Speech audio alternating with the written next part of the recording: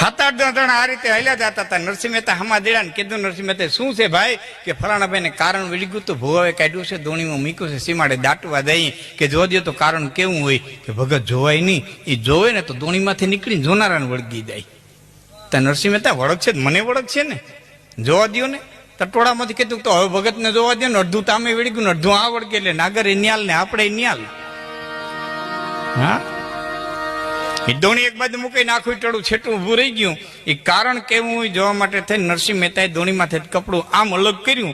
એ કપડું અલગ કરીને દોણીમાં નજર નાખી તો કાળિયો ઠાકર અખેડ રૂમાનનો માલિક દોણી કેમ બેઠો બેઠો વાહડી વગાડતો હતો.